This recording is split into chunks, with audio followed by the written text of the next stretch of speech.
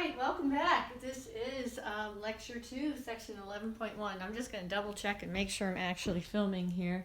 Yep, it does look like I am. Okay, so here we go. Now we're going to continue through our list of ideas in Section 11.1. So since you took really good notes in your last watching of the last video, you can just pick up with exactly the next set of ideas that we're going to focus on in our list of ideas. So one of the things we now want to start talking about is limit. Okay, so let's also go back to our problem that we've been working with from section 11.1. So we had 11.1 number 19, which was the sequence. We're doing, again, number 19 in lots of different ways, not at all even the way that it's given to you to do in the book. This is our sequence that we're going to work with, 3n over 1 plus 6n. So last time, what did we do? We just computed the first several terms of this sequence, and we said, okay, this is just 3/7, 6/13. 3/7 is A1, A sub 1, 6/13 is A sub 2, 9/19 was A sub 3, 12/25 was A sub 4. We'll put one more in there just for fun. 15/31, right? That's A sub 5, right? Why? Because if I put in a 5 for n, A sub 5 is 3 times 5, which is 15. 1 plus 6 times 5, 6 times 5, 30 plus 1, 31. And this guy goes on forever. So this is this sequence, and a set of numbers with infinitely many elements, right? A set of numbers that have a specific order and have infinitely many elements that just keep going on and on. There's always a next element. Okay, so what the book actually asks you to do for this problem is to calculate these to certain number of decimal places and plot them and then try to figure out what the limit is. So we're definitely not going to do that. But you can use your intuition here a little bit as you're looking at these problems, right? As you're looking at this, these numbers, 3/7, 6/13. Well, you know, if this were 3/6, that would be a half. If this was 6/12, that would be 1/2. 9/18, 1/2. 12/24 would be 1/2, right? And the denominator, if we think about 3n over 6n and ignore that 1 for a second, then that would just be 1/2, right?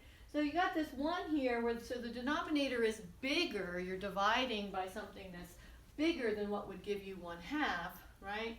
And so you can kind of see that your numbers here are all numbers which are, what do you think, bigger or smaller than 1/2?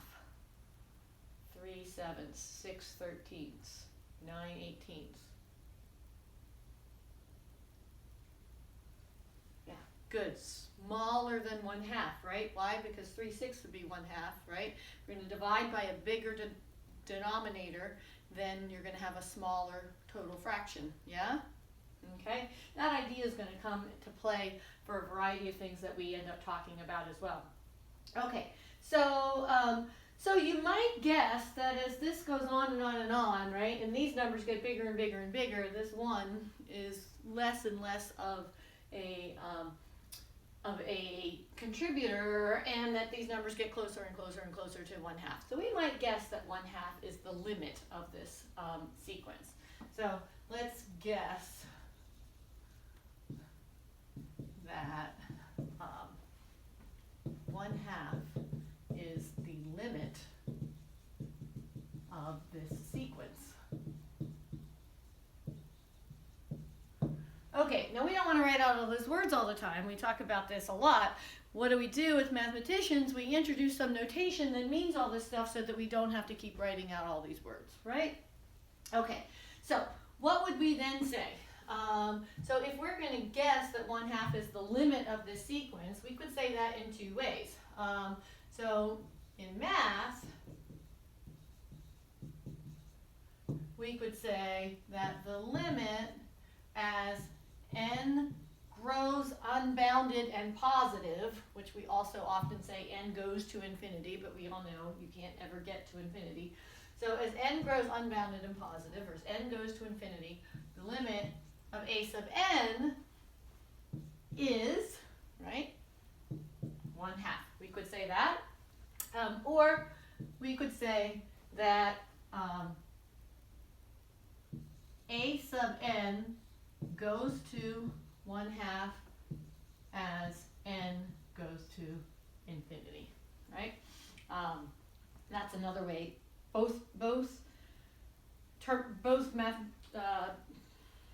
Both ways of expressing this mean the exact same thing, okay?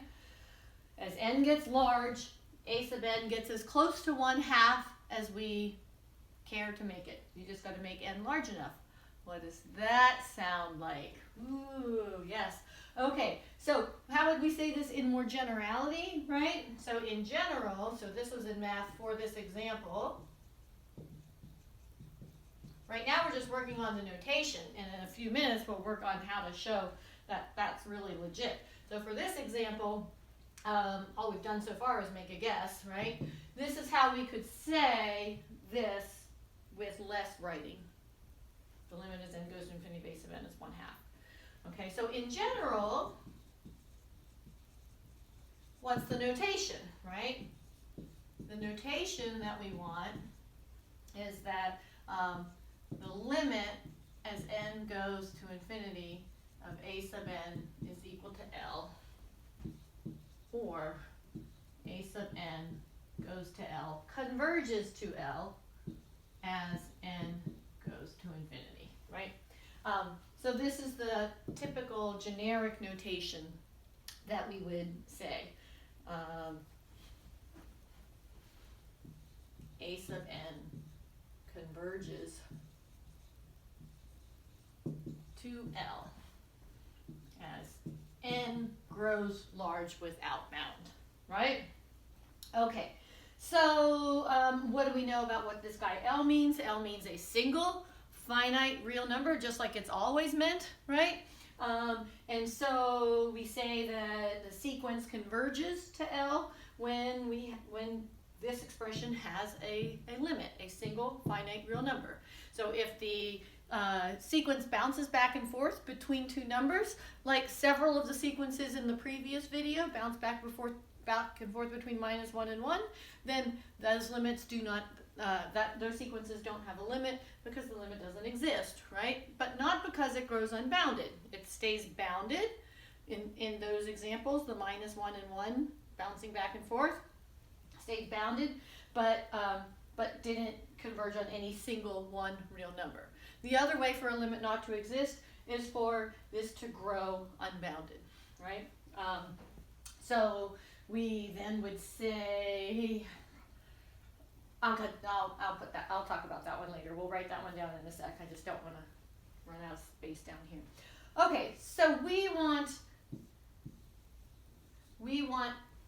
specific mathematics that means this expression, right? That means this. So let's go back to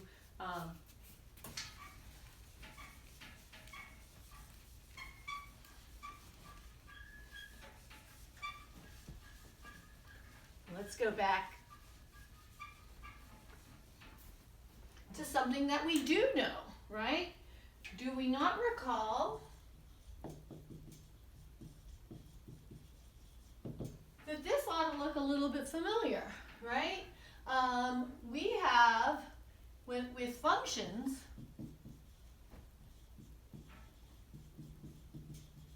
that are continuous,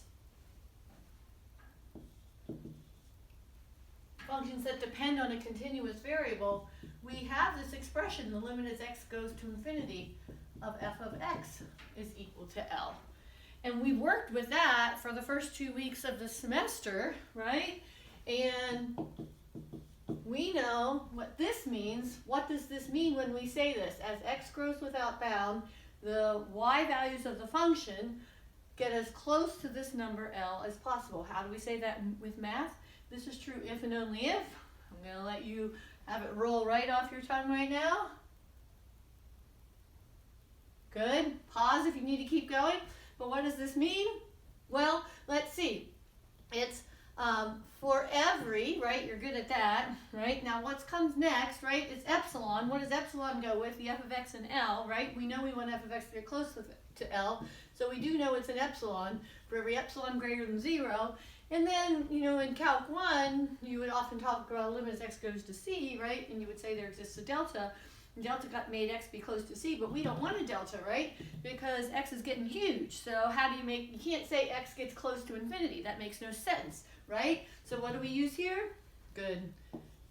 A capital N. There exists an n greater than 0 such that, right, if what is true, what has to be true? You got it. X has to be big. How do we say x is big enough? X is bigger than n.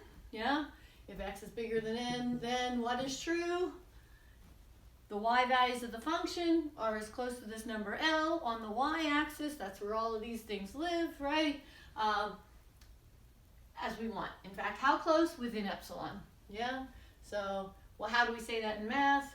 Good, you got it. The absolute value of f of x minus L, the distance between the y value of the function and L can be made smaller than epsilon, where epsilon is any positive number, right? So we know that that's what that means. And doesn't this expression have the exact same format, right?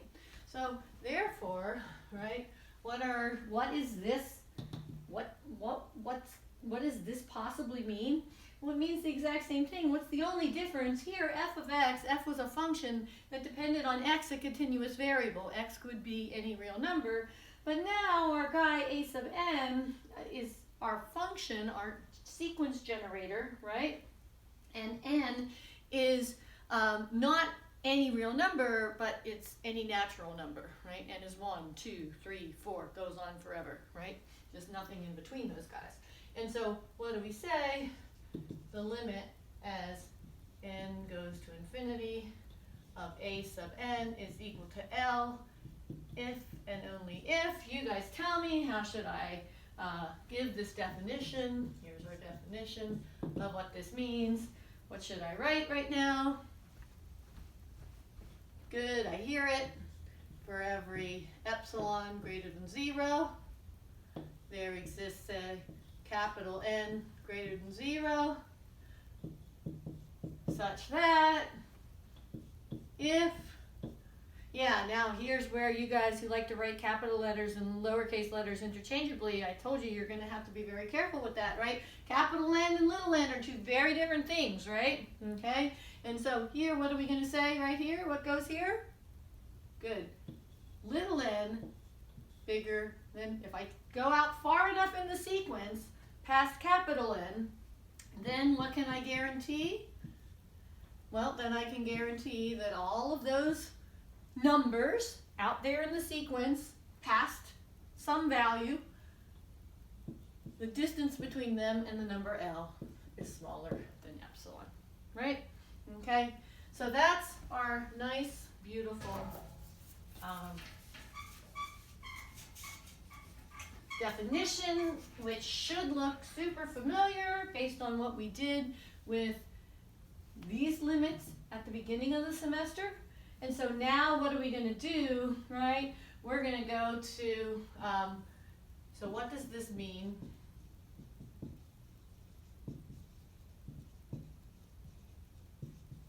For our example we've been working with,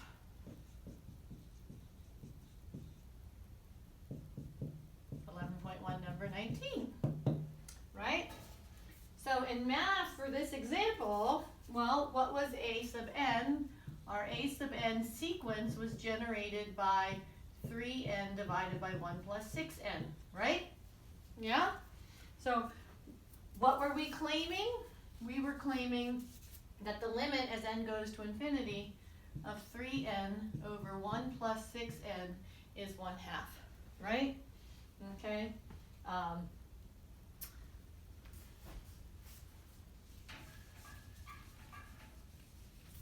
Now, some of you might be out there saying, oh, I know how to take that limit, but what we're not going to do that first. Evaluating limits, you'll see, is in the, it's lower in the list of ideas.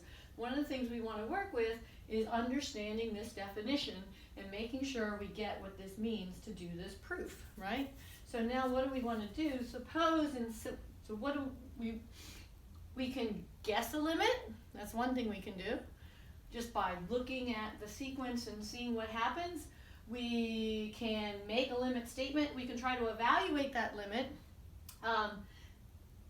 using tools of limits.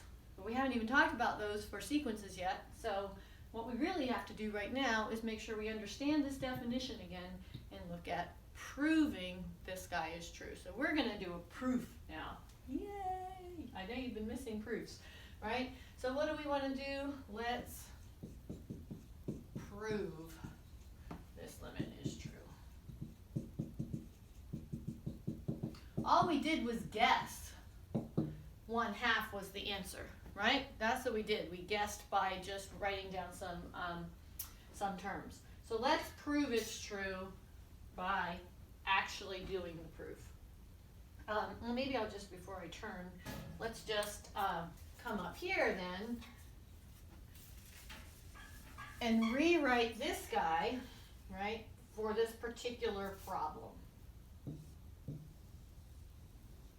Okay? So I'm going to get rid of that.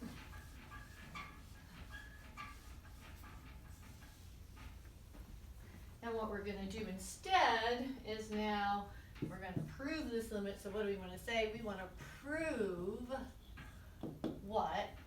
That the limit as n goes to infinity of 3n over 1 plus 6n is equal to 1/2. That's what we want to do. Yeah? Okay. Well, you might not want to do it, but you're going to need to be able to do it. So, this is what we want to prove. What does that mean we need to prove? This is just shorthand. This is just shorthand for what? That, whenever we write that down, what do we really mean? We mean this, right? We mean this. So if we're going to try to prove that statement, then what do we really need to prove? We need to prove, good, I hear you, for every epsilon greater than 0, there exists a capital N greater than 0, such that, what? If little n is bigger than capital N, I mean, so that part is all like always the same, right? How awesome is that, right? You're not doing anything. Then, what? Now you just have to plug in the players, right? Like we did before. Who are the players in this game, right? A sub n, who's in the A sub n spot? 3n over 1 plus 6n, right? That's who's in the A sub n spot. So, 3n over 1 plus 6n, right? Minus, well, who's in the L spot, right? Who's in the game for L for this problem? 1/2, yeah? This might be the only sports you get, right? You get to put players into this game. Here we go, 1/2. So this is what we need to prove, yeah? Are we good? Okay, so now I'm gonna erase this and make space to prove this. We okay? We see where it comes from, why we have that? Here it goes.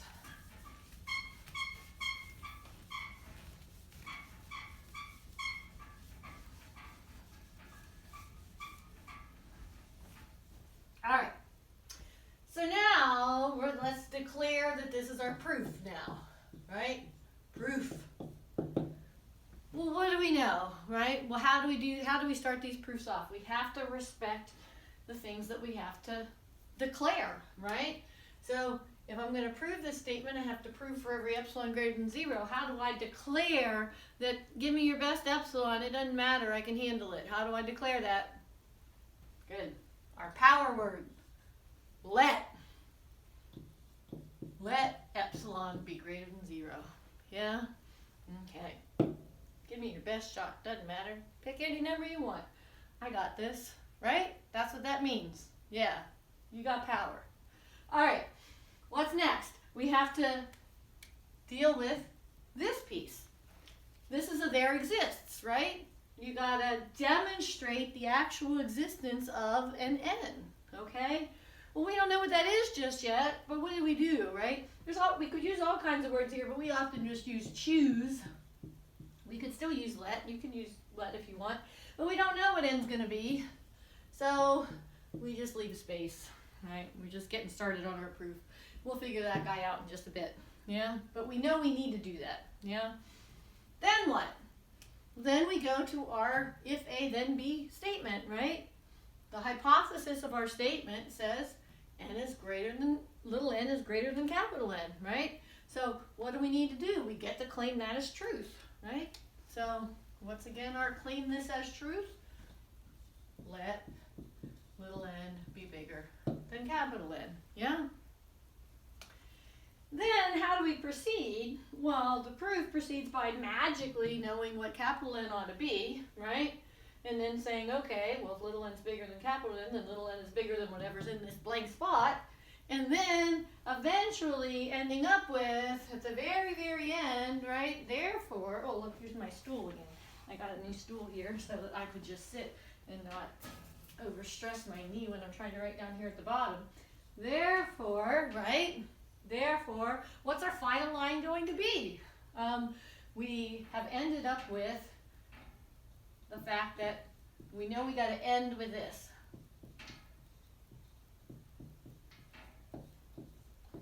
And just being able to do that much gets you some partial credit, right? Anyway, so now, and then you can put your favorite, whatever you want here, box, like, lightning bolt, don't mess with this, right? This is now proved. Okay, so let's come over here and figure out our breadcrumbs, right? So we got some breadcrumbs over here. This is our side work. I'm even going to do it in a different color now because at least we have the benefit of a whiteboard. So here is our work, our side work.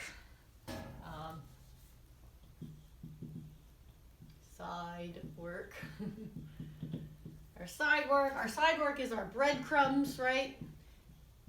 We're leaving ourselves breadcrumbs to get back to, we're off, lost in the woods, not knowing where to go. We want to figure out, how do I make this bridge? How do I bridge this chasm, right, from here to here? When I'm writing the proof, I've got to bridge it from here this way, right? I got to start with this, end with this, okay? All right, so what are my breadcrumbs, right? So I'm going to work with this expression here, right? I need that expression to be smaller than epsilon. So let's see if we can make that expression look a little nicer, okay? So here's that expression in absolute values, 3n divided by 1 plus 6n minus a half. You can't ignore the absolute values here, guys. All right, what's that screaming out for you to do? Good. Common denominator is what that's yelling, right? Okay, common denominator. Excellent. Okay, so we get a common denominator here, and if we do that, then we're going to multiply this guy by, good, 2 over 2, right? And we're going to multiply this guy by 1 plus 6n over 1 plus 6n, right? Yeah? All inside the absolute values. Okay, so now what do we have? We've got a common denominator, so we can add these fractions inside the absolute value, right? So what is our common denominator going to be? 2 times 1 plus 6n, right? What is our numerator going to be? 3n times 2, 6n minus parentheses, right? 1 plus 6n. Yay, we do this right, and then things start to look pretty good, okay? Okay, so what is this the same as, right? This is the same as what? Let's just make sure we distribute 6n minus, also inside the absolute values, minus 1 minus 6n, right? All divided by 2 times 1 plus. Now I could multiply that through, but there's no real reason to do that. What do I have there in the numerator then? You guys tell me. 6n minus 6n, 0, woohoo. Can I drop the absolute values? No, right? Minus 1 over 2 times 1 plus 6n, yeah? Okay, so let's just do a little bit of absolute value work, right? Just to make sure we refresh. This is the absolute value of a quotient. You guys tell me the absolute value of a quotient is the, good, quotient of the absolute values, right? So there we are. Now it's just a matter of knowing what is the absolute value of -1. Woohoo, yay. Absolute value of -1 is 1. Awesome. And then what about this guy, right? Well, this is the absolute value of a product, right? The absolute value of a product is the product of the absolute values, so we could do that too if we wanted. Let's just do it for fun. Absolute value of 2 times the absolute value of 1 plus 6n, right? Okay. Here we've got a positive number 2, so what's the absolute value of 2? Good, 2. And then 1 plus 6n, we're like, I don't know, what's going on? What, that maybe that's positive, maybe it's negative, but what do we need to remember about n? Okay, we're talking about a sequence, right? We're talking about these sequences, and where does little n start counting in general? Good, n equals 1, right? Sometimes n equals 0, right? But little n is a natural number, and so these guys are always positive, right? N is positive, okay? And so we can just go to here. So that's something to keep in mind, that you have working to your benefit with sequence proofs that you don't always have working to your benefit with function proofs. Okay, so here we have it, right? So we took this crazy thing and we turned it into something that looks a little bit simpler. Yeah? Does that make sense? Now we're still not done with our proof, right? Because we haven't figured out what capital N is, but we're going to use this guy to help us figure out what capital N is. So now I'm going to keep doing backwards work. I'm trying not to, so I'm going to make my blue come out over here for right now. Okay. Actually, I don't need that much space for that. Okay, so let's see. Let's just come over here, maybe let's map off this much more space. So now, based off of this, we're going to come over here and say, okay, so this expression is the same as this expression. And we want that expression to be less than epsilon, right? Okay? So what are we going to do? So if we make 1/2, if we make 1 over 2 times 1 plus 6n less than epsilon, so let's make that happen, right? Okay, then if this guy is less than epsilon, this guy's equivalent to this, so that'll be less than epsilon, right? All right, so how do I need to do that? I want to solve for n, so I need to solve this for n. Well, there's a variety of ways to solve it for little n. So first of all, since epsilon is positive, right, we can, right, and we stated epsilon was positive, so that's good. We can divide both sides by epsilon and not have to change the sign of the inequality because it's divided by something positive. And we just talked about the fact that 2 times 1 plus 6n is positive, right? And 2 is positive and this is positive, so we can multiply by this denominator on both sides, this inequality, and not change the sign of the inequality, right? So this is, if I'm solving for n, this guy is equivalent to 1 over epsilon is less than 2 times 1 plus 6n, right? Yeah? So now it's up to you. You could multiply through that too, right? But it's maybe simpler to just divide it right now, divide by 2. In fact, we probably didn't even need to multiply by that 2, actually. We should have just left it down there, yeah? because now we're going to divide it, yeah? So 1 over 2 epsilon is less than 1 plus 6n, yeah? Right? Are we all good there? Okay? And all of this is positive. Subtract 1. 1 over 2 epsilon minus 1 is less than 6n. Yes? You okay here? Job? And then what's left? Divide by 6, right? Yeah? Okay, divide by 6. So 1/6 times 1 over 2 epsilon minus 1 is less than n. Or n is bigger than that expression. Yes? Now again, you could multiply through the 1/6 if you wanted. It doesn't matter. It's not necessary, right? What were we looking for? We were looking for a capital N. The little n was bigger than. What do we have? Little n is bigger than this number. So what should capital N be? Oh, maybe this number, right? Let's see if this new red marker works. Better than the old one, right? Call this N. Capital N, right?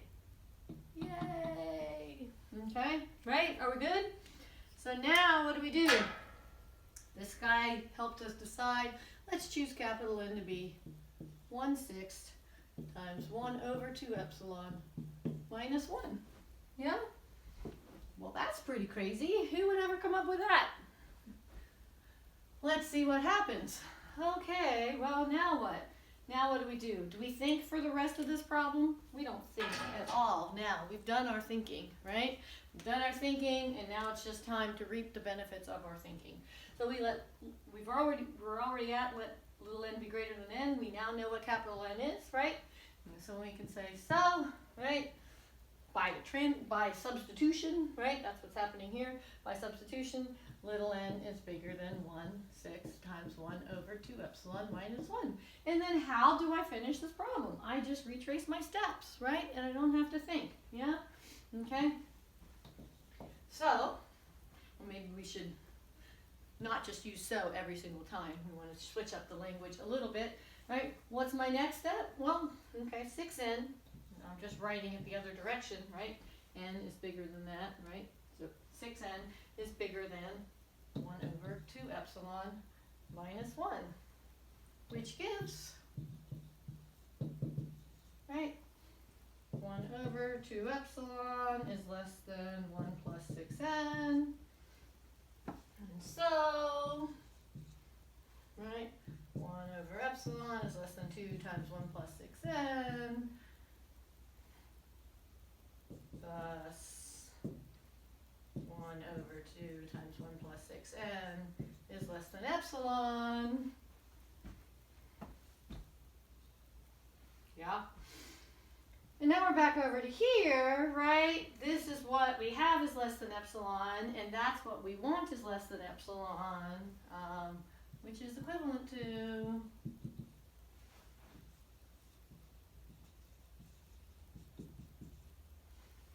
what? Well, 1 over the absolute value of 2 times the absolute value of 1 plus 6n is less than epsilon, right? Yeah? Okay. And so, now I can erase this to make more space for myself. Now's when I should have that stool, but I just don't want to take the time to go get it. And so what? And so we just keep on going. The absolute value of -1 over the absolute value of 2 times 1 plus 6n is less than epsilon.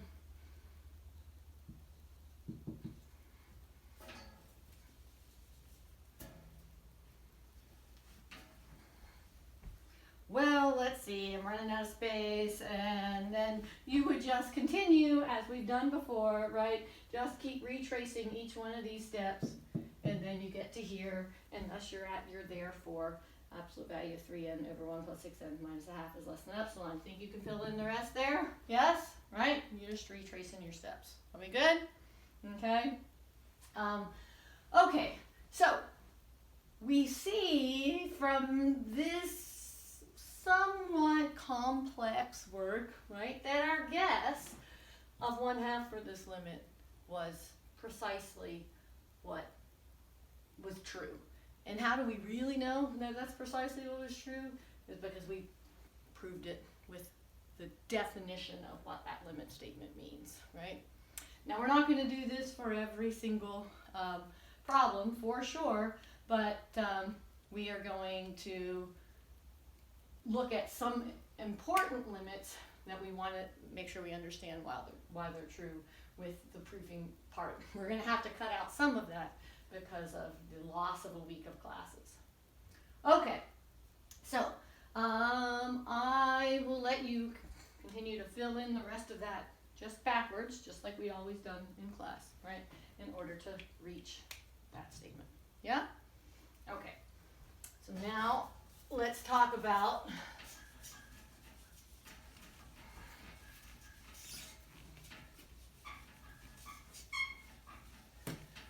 if this had said evaluate instead of prove, what would we have done?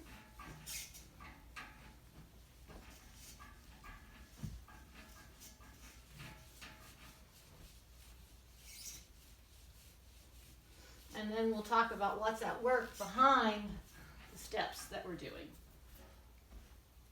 Okay, so let's now evaluate this limit, not knowing that the limit is 1/2. Okay? So what if you were just staring at that? What would you do you think?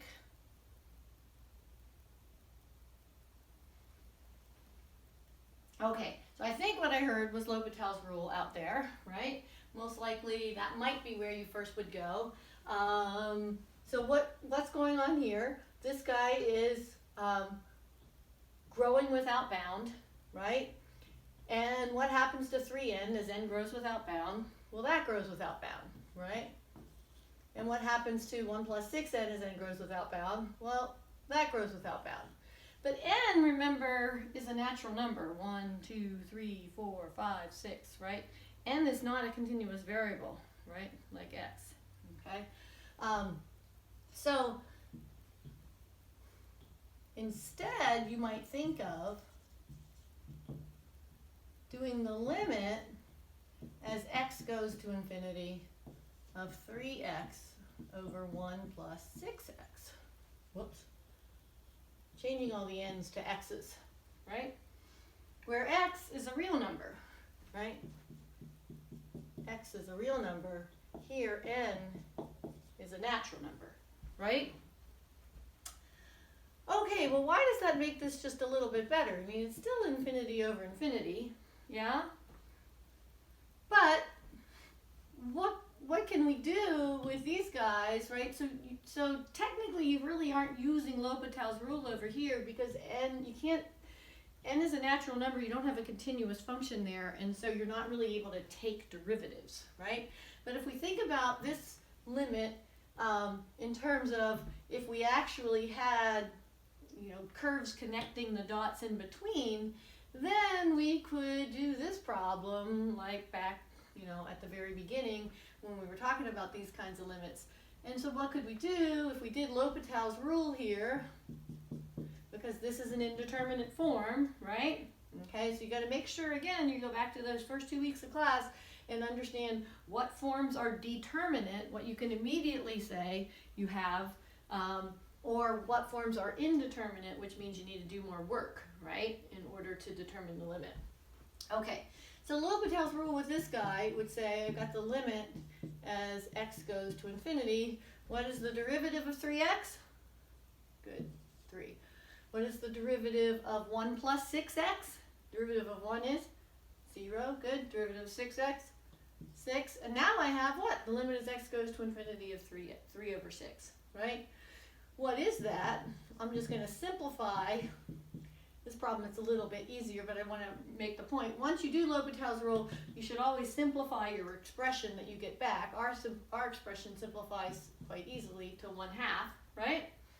And now I'm saying, what is the limit as x goes to infinity of 1/2? And this is the limit of a constant is what? Good. The constant. Constants don't go anywhere, right? X can go anywhere at once. Constants stay the same. Yeah? The limit as x goes to infinity of 1/2 is 1/2. And so there we've got that 1/2 this way. Yeah? That's one way of approaching this problem. Now, how do we know we can do that, right? How can we just replace the n's with x's? In order to save some time, I'm just going to point out for you to go and make sure you pay attention to Theorem 3 in your book, right? Theorem 3 in your book is on page 697 and 11.1 says that it's okay to do this for functions that are continuous. Okay, so what else? Before I move to that, let's talk about another way to do this problem without L'Hopital's rule, okay? So, this is option 1. Okay, here's another option 2.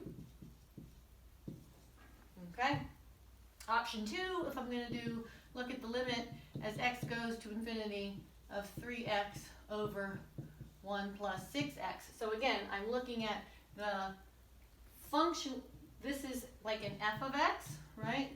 I'm looking at limit as x goes to infinity of f of x, right? In order to consider the limit as n goes to infinity, this guy is a limit as n goes to infinity of a sub n, right? And so what am I doing? I am basically letting a sub n govern how I determine my f of x. So I just think of a sub n as an f of n, and then I change the n to an x, right? Okay, and that's what Theorem 3 in 11.1 is concerned with when you're allowed to do this. Okay, so let's look at this guy. What's another way that I can deal with this? So I have another technique for dealing with problems like this. I have an independent variable, which is growing without bound. So for those types of limits, I have another pattern that I can look for where if I've got this infinity over infinity idea going here, I can divide the numerator and denominator by some well-chosen specific term that makes life simpler. What is generally that well-chosen specific term? It's the highest power of x in the denominator. Okay, so what is the highest power of x in our denominator? We've done some of these before. Good, it's just x to the 1 power. So I would say this limit, which is infinity over infinity, would be the same as the limit as x goes to infinity of 3x over 1 plus 6x. Now what am I going to do?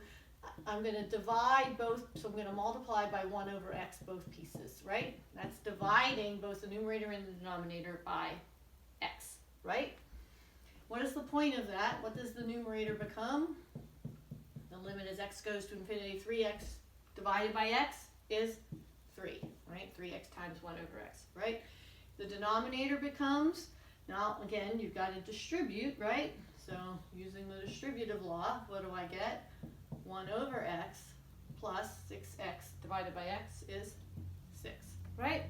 So just using some nice, well-chosen algebra, what do? You turn this limit, which is infinity over infinity, into this limit, which is constant over something. And you know constant over something is determinable, right? It's not going to be indeterminate anymore, so you've got, this makes it easier to figure out just with algebra and no calculus needed, no derivatives, okay? All right, so what do we know, right? What do we know? The limit as x goes to infinity, what happens to 1 over x as x gets large? A constant over something growing without bound goes to? Good, 0. We spent time talking about that, right? This is the reason why. So the limit as x grows without bound of 1 over x is 0, right? Constant divided by something getting huge goes to 0. So that piece goes to 0, and these guys are constants. So where do constants go? Nowhere, right? Limit of a constant is a constant. And here, what do we have going on here? We've got the limit of a quotient is the quotient of the limits, right? We're going to do the limit as x goes to infinity. That's really what's happening here. The limit as x goes to infinity of 3 divided by the limit as x goes to infinity of 1 over x plus 6, right? Yeah? Okay, that's an infinity. The limit, we know from calculus that chapter 2, right, that the limit of a quotient is the quotient of the limits provided that the limit of the denominator is not 0, right? Okay, and we know the limit of this guy is going to 0 and this guy is going to 6, right? So the denominator is going to 0 plus 6, right, which is just 6. Yeah, right? What else? What other limit law did we just use there? We used the sum law for limits from chapter 2. The limit of a sum is the sum of the limits, right? Provided those limits exist. And 0 and 6 exist, so life is good, yes? So we use that law. Now what about the numerator? Well, that's our constant law again. The limit as x goes to infinity of 3 is, good, 3. So here we are back at 3/6, which is 1/2. Yes, okay? So this also highlighted a lot of those limit laws, which is another thing I want to point out to you in chapter 11 that you need to go take a look at. Those laws are on that same page 697, and they're in a box at the bottom that says limit laws for sequences, and we have the exact same set of limit laws that we're used to from Calc 1 in chapter 2, which hopefully you spent a good bit of time talking about, and so we're going to just let you read about those, not prove any of those guys, and just keep moving because we've lost a week that we need to catch up on, okay? So, evaluating this limit, we have a couple of options, algebra options, and L'Hopital's rule options, so those things are going to come up, and there's going to be some problems for which you can't do one or the other, and so we're going to get good with limits again. Alrighty, I'm going to erase the board here, and then we're going to keep on going. Yeah?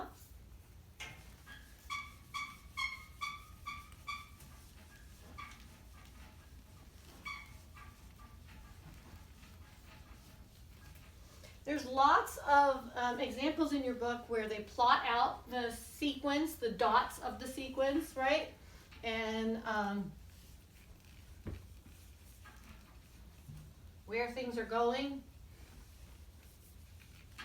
So you can visualize that. Since my drawings wouldn't be nearly as accurate as the ones in the book, you should look at those. And then you can take a look at the functions as well, right? So visually, just for us to draw our limit definition, right, that we just talked about, visually, when we say the limit as n goes to infinity of a sub n is equal to L, right, what do we know? Here's n, here's our a sub n's, right? N starts counting at 1, 2, 3, 4, right, and goes on forever. And then what do we have? We just have some dots, right? Whatever they are, wherever they go. And then eventually,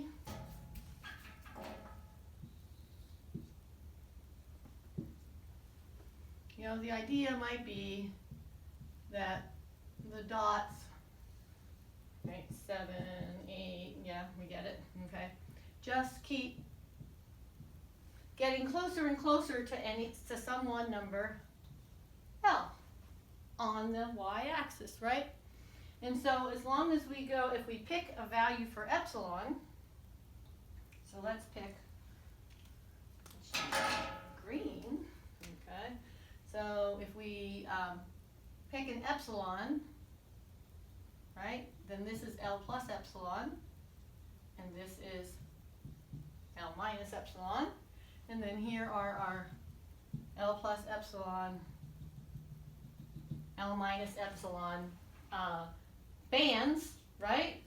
And the whole idea of our limit definition then is then when are all the dots, when are all of the a sub n's, right, the values of the a sub n, so here's a1, right, this is a1, because this is a2, yeah, this is a3, it also looks about the same as a2, in the way I drew it, here's a4, right, those a sub i's live on this y-axis as well, right, so when are they all within this epsilon band, right?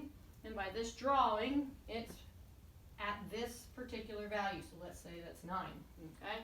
So this would be our capital N, really is the only thing that matters, right? If I pick little n to be bigger than capital N, then all of my remaining a sub n's are within epsilon of L, yeah? And the whole point is that I can make this epsilon as small as possible, right? As small as possible.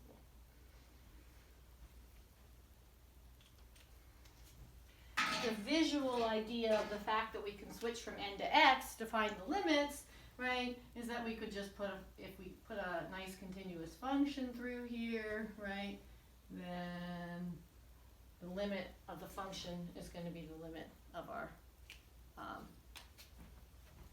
sequence, yeah?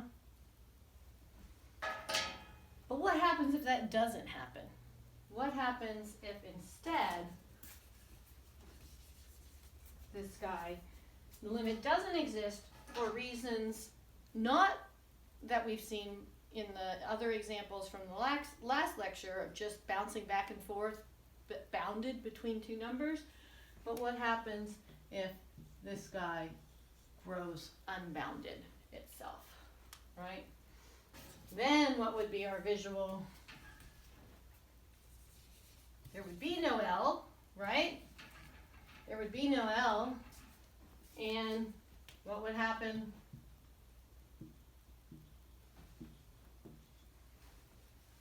Bad stuff, right? Very relevant these days, yeah? Okay.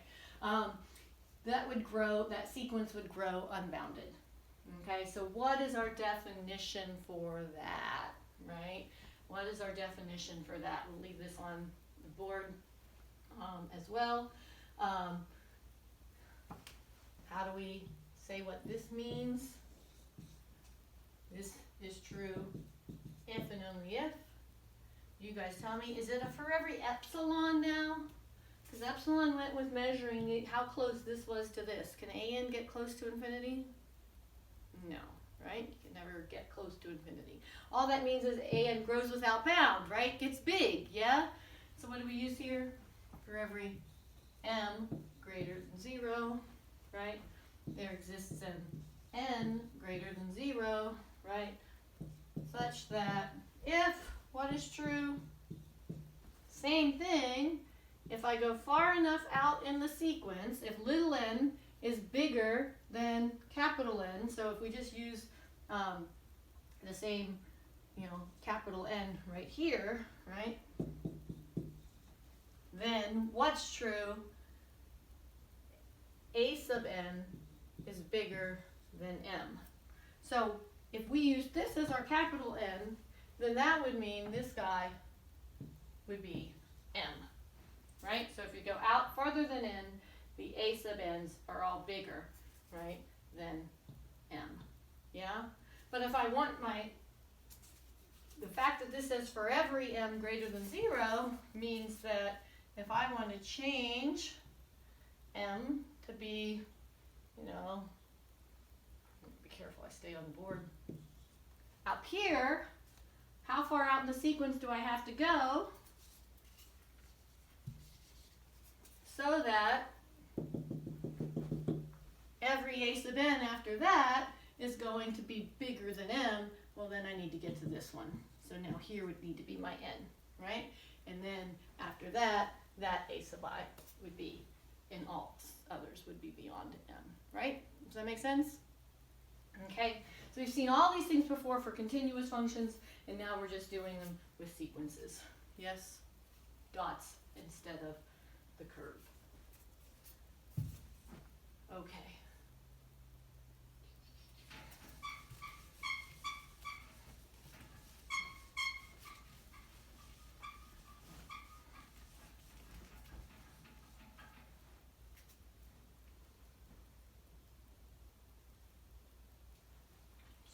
let's see what we'll do next.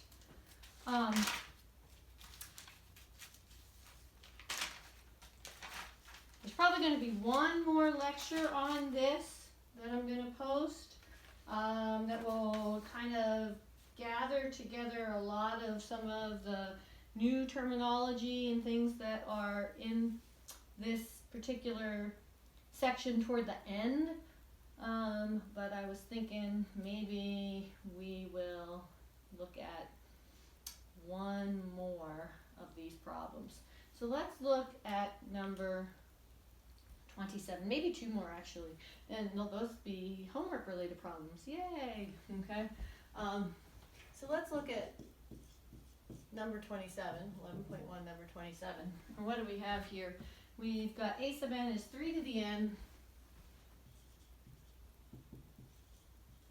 times 7 to the negative n. Okay? And we're supposed to determine whether the sequence converges or diverges and find its limit. Okay? If it converges. So for this problem, what would I want to do, right? I'm interested, right, in the limit as n goes to infinity of 3 to the n times 7 to the negative n, right? Okay. Well, does this exist? Does it not exist? What is that? Like, it's talking to you. It's asking you, what should I do? What should I do? What should I do? Right? You know, what is it telling you ought to do? How should you rewrite that? Good. You see that negative exponent there? You don't like it? It's saying rewrite that as limit as n goes to infinity of 3 to the n divided by 7 to the n, right? Rules of exponents. Yeah? Well, we like that a little bit better, right? But in fact, we could make that look even a little bit nicer, right? The limit as n goes to infinity of, again, rules of exponents and algebra, right? 3/7 to the n power. Yeah? Okay. All right. So now we've got this expression sitting here. Limit as n goes to infinity of 3/7 to the n power. And we're not sure, you know, what is that limit? What is that limit? Well, there's a couple of things we could do to find that limit.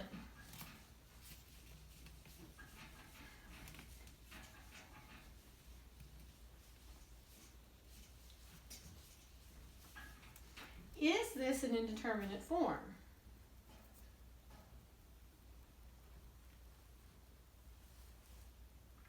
Now you gotta go back and remember what those indeterminate forms for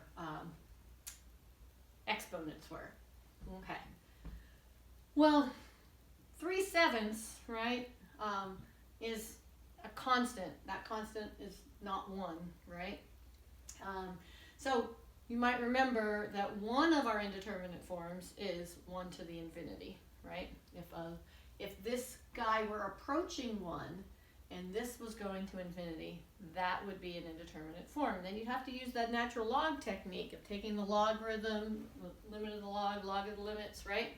Taking the logarithm, finding the limit that way, okay? But let's talk about this one. So what do we have here, right? The number 3/7 is a number that, I'm just going to kind of think this guy through for a sec. 3/7 is a number bigger or smaller than 1? Good, right? Smaller than 1. Good, good, good, good. Okay, okay, so that guy, number smaller than 1, and then what am I going to do, right? I'm raising a number that's positive and smaller than 1 to a power, right, that's getting huge, yeah? Okay. This guy is a special case of an important sequence, okay? So I'm just going to mention an important sequence.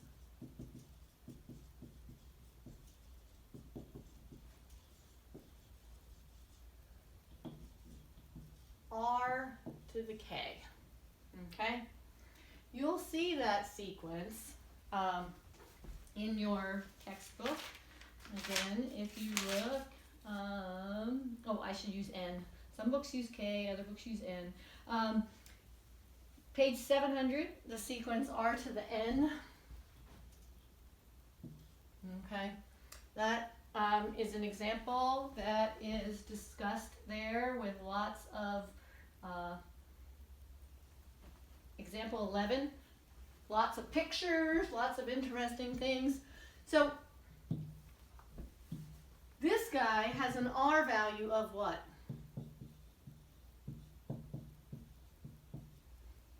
3/7, very nice. R is 3/7. And 3/7 is bigger than 0 and less than 1, right? Good. And one of the things that we will see is that this guy converges when r is between 0 and 1. So after doing this example, this is a problem that we would look at and say like, hey, wait, that's the same as an r to the n sequence, and this guy converges to 0. Now it makes sense if you take a number smaller than 1, right, and you think about like multiplying it times itself, like infinitely many times, right? It's going to get smaller and smaller and smaller and smaller. Think about 1/2, right? 1/2 times 1/2 is 1/4, times 1/2 is 1/8. Times 1/2 is 1/16, right? Getting smaller and smaller and smaller, getting closer to 0. We can prove all of these limits, and in fact, one of the homework problems is to prove one of these general limits. And so that's one of the reasons I don't want to go through this right now. I want to let you guys think about that and work on that too. Okay? So this limit is 0, but you wouldn't, and it's going to come from a special case of this. We're going to see example 11, but I think this video is getting long, so I'm going to have to stop this one soon. But you would need to rewrite this algebraic expression using rules of exponents in order to first recognize that you have one of these types of sequences that we're going to be looking at. Does that make sense? Okay? So this guy converges, right, to 0. Okay? Converges to 0. Let's do one more example and then we'll kind of call this video. And so let's look at number 55. I'm not going to do this one completely. It's in your web assigned, but I want to walk through and make sure you understand the notation. Okay?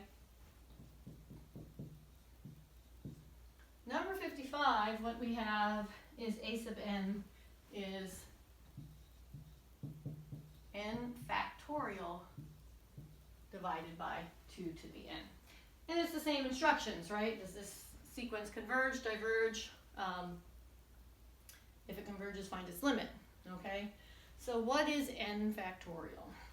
Okay, let's talk about that and make sure you guys know what n factorial is. So n factorial, again, remember n is a natural number. So for example, if I say 4 factorial, what does that mean? Well, it means I start at 1 and I multiply 1 times, I increment 1 by 1, so 1 times 2, and I multiply again, increment 2 by 1 times 3, and I keep incrementing until I get to this number, right? 1 times 2 times 3 times 4, increment by 1, right? Does that make sense? Yeah? Okay? So 4 factorial is 1 times 2 times 3 times 4, right?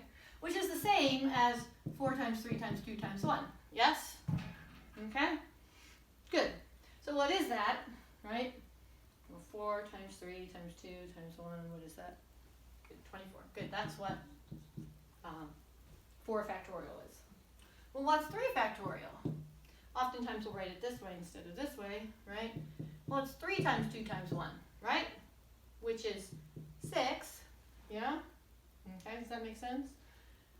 But look at that, here's 3 times 2 times 1, right? What is 4 factorial? 4 factorial is also 4 times 3 factorial, right? Does that make sense? Right? 4 times 3 factorial, yeah? Okay?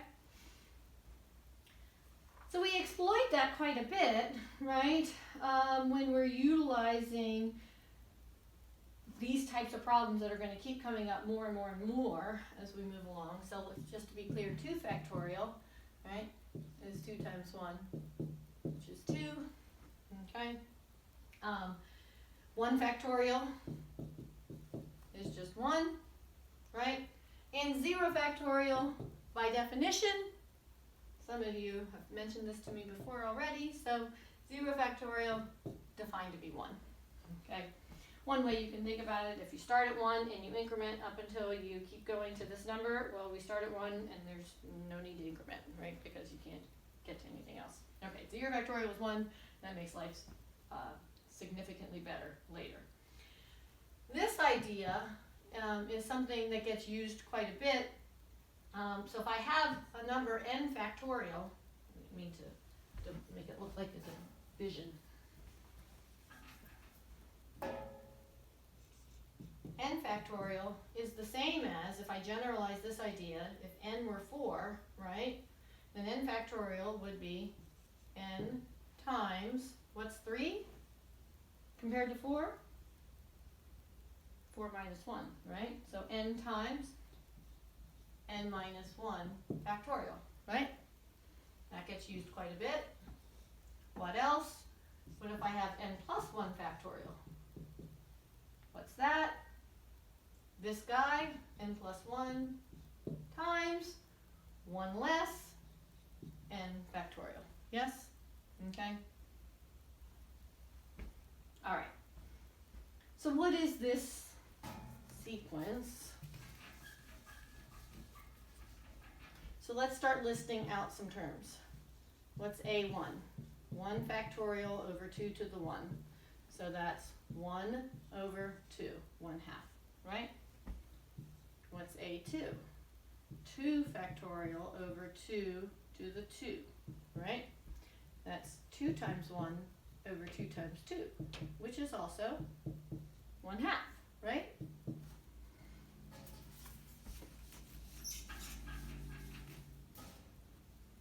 A3 is 3 factorial over 2 cubed, which is 3 times 2 times 1 over 2 times 2 times 2, right?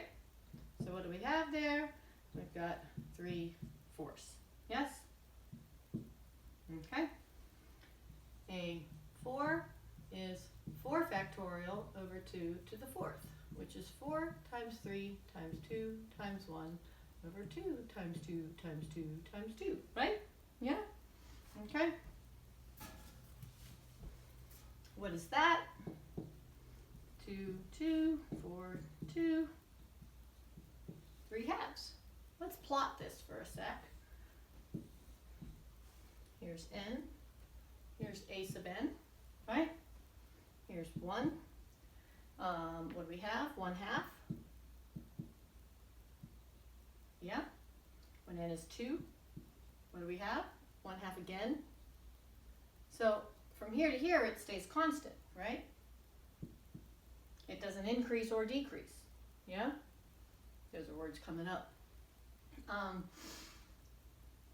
When a is 3, I get 3/4. Yeah? When a is 4, what do I get? 3/2.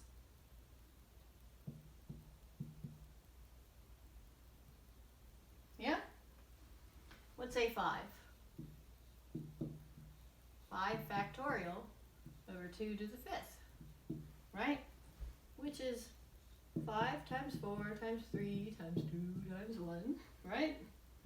Over 2 times 2 times 2 times 2 times 2, right? Or we could have worked with this guy, right? But let's just do this to make sure you're seeing it. Those 2's go, those guys go. What am I left with? 5 times 3, 15, 2 times 2, 4. 15/4, right? Almost 4, yeah? This is 1.5, so maybe now we're up here. Let's do one more. We'll do A6 over here, maybe. Well, what's A6? It's 6 factorial over 2 to the 6th, right? Now let's exploit some of our things we were using right here. 6 factorial is 6 times 5 factorial, right? What's 2 to the 6th? By rules of exponents, 2 times 2 to the 5th, yeah? Right? We already just did 5 factorial over 2 to the 5th, yeah? So what do we have? We've got 6 over 2, which is 3, right? Yeah? That guy is 3, and this guy we just said is 15/4, right? So now what do we have? 3 times 15, you can do it. Good. 45/4. A little more than 11, right? Uh-oh.